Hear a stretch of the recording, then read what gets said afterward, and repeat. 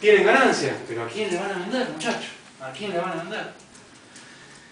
Así que bueno, un poco la solución, entre comillas, que se trató de hacer del 2002 para adelante fue decir, vamos a llevar este dólar 1 a 1 no sirve, vamos a llevarlo a 3 a 1. Subieron los precios, subió todo en 2002, entonces, ¿qué tuvimos?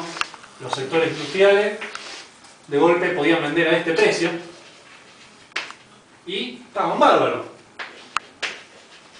Tuvieron márgenes de ganancia impresionantes, espectacular.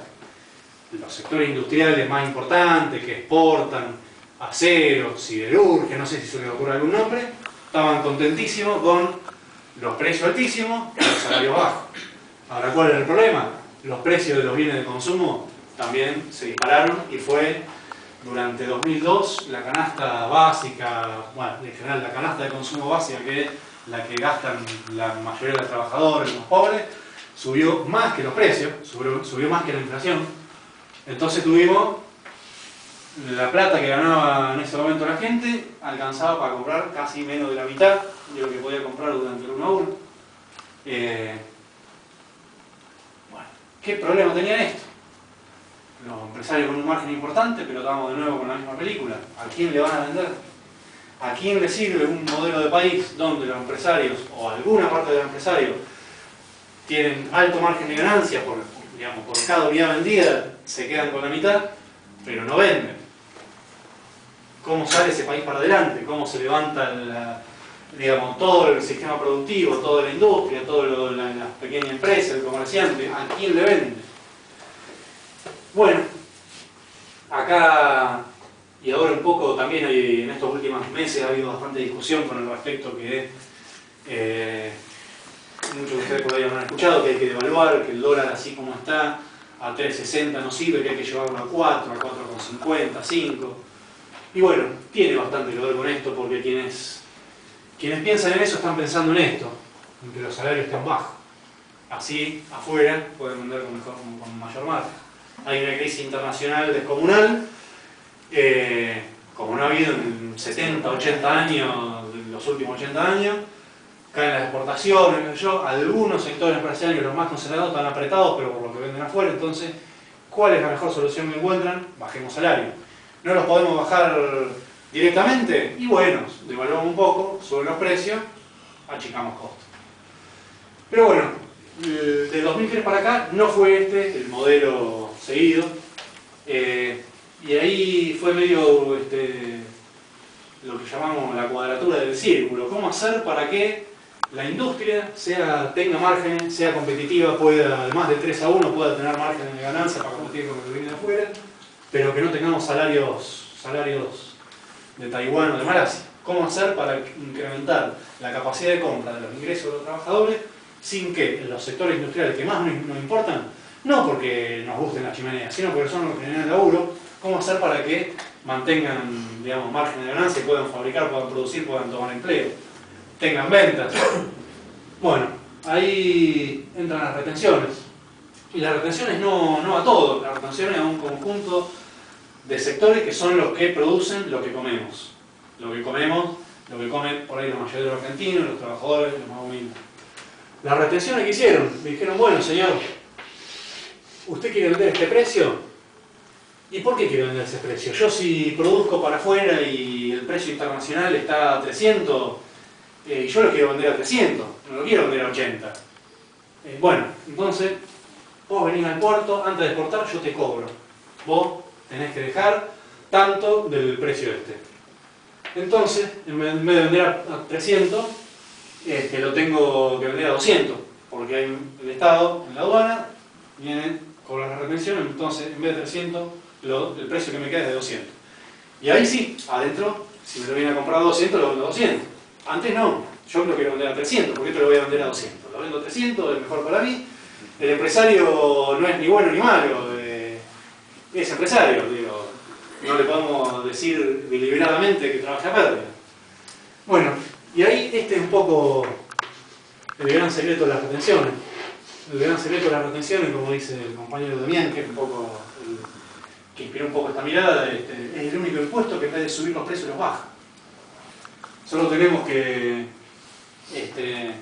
y es una parte, por ahí la pasamos medio de largo, pero mucho de los ingresos del Estado tiene que ver con el IVA, con el impuesto al valor agregado, con lo que pagamos en el momento que vamos a comprar algo.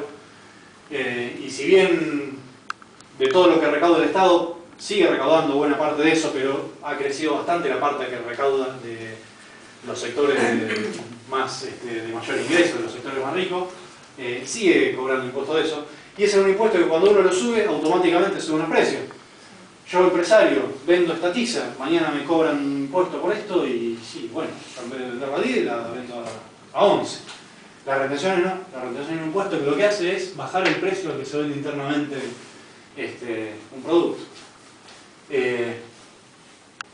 Y bueno, ¿qué hacemos con esa plata de las retenciones? Porque seguimos teniendo, esto es por ahí figurado, pero seguimos teniendo un buen margen todavía ahí que nos cuesta.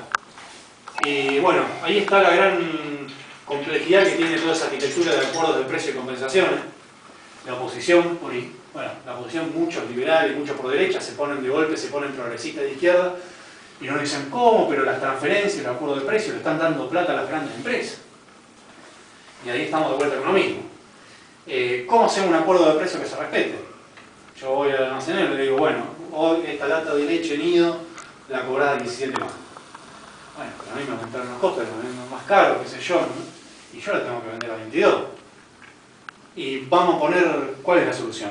¿Hacemos un ejército de 40.000 compañeros para así hacer los controles de precios en los supermercados?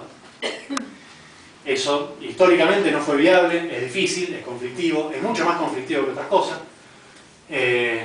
Eso fue un poco lo que ocurrió durante el gobierno de Alfonsín. ¿Se acuerdan que había el plan austral, venía con congelamiento de salario, congelamiento de precio? Pero claro, el congelamiento de precio, venía el empresario, decía así, firmo el acuerdo de precio, se daba vuelta y empezaba a gatillar con la remarcadora, y eso sabemos cómo terminó. Después se empezó con la espiral de los salarios, precio, y ahí no había acuerdo de precio posible. O había desabastecimiento. Así que bueno, una de las soluciones y uno de los mecanismos que se fueron construyendo en estos años fue esta cosa de los acuerdos de precio a todas las compensaciones. Vos vendés a 200 y yo te voy a pedir que vendas a 150. No te dan los costos, bueno, yo te pago la diferencia. Yo te pago 50 para que de 200 me baje el precio a 150. Y tiene algunos problemas, en algunos lugares funciona menos, más, a veces hay un margen que se lo come la cadena de comercialización, por ahí son cosas difíciles de fiscalizar, pero eso está bueno, se los vamos a dejar acá, no sé en qué computadora se lo vamos a dejar para que lo vean. Después hay una comparación que hicimos con precios de otros países de América Latina. No viajamos, nos metimos en internet, gracias a Dios. Tenemos disco virtual, coto, nos metemos en internet, podemos ver cuánto sale el kilo de lomo, como decía De Angeli. Hay supermercados uruguayos, siempre que nos hablan de un modelo uruguayo, que tienen página en internet, nos podemos meter, vemos cuánto sale. Peso uruguayo, dólar, hacemos el cambio durante el día, vamos a encontrar sistemáticamente todos los productos que están bajo acuerdos de precio, compensaciones y que tienen retenciones, vamos a encontrar que en todos esos países que nos muestran como modelo están más caros que la Argentina. Y están más caros que la Argentina. Han aumentado, hay que ir corriendo, es una cuestión medio ahí que por eso lo putean mucho a Moreno, no porque qué sé yo, la oposición, los empresarios, las corporaciones lo putean a Moreno por eso, porque le soplan la nuca, hablando mal y pronto. Así que bueno, medio esa convivencia con esta empresa, ¿cómo se logra? Le pagamos la diferencia. Está a 200, yo quiero que esté a 150, te pago la diferencia. Son empresas, son grandes empresas. Bueno, es el mecanismo que tenemos para que no se disparen esos precios. La pregunta es, ¿de dónde sacamos la plata para eso?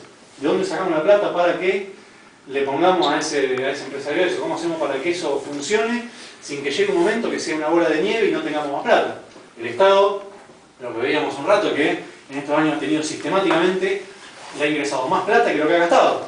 Pero bueno, eso tampoco podemos abusar de eso, porque uno de los elementos de ese superávit, además, digo, muchas veces compañeros con razón dicen, pero ¿para qué siempre estamos gastando menos de lo que ganamos? Tenemos diferencia, podemos usarla para construir esto, hacer casa, qué sé yo. Bueno, ese margen un poco es el reaseguro que ha tenido este modelo ante cosas como las que están ocurriendo ahora. Y bueno, ¿de dónde sacamos la plata? ¿Esta plata de las retenciones para qué sirve?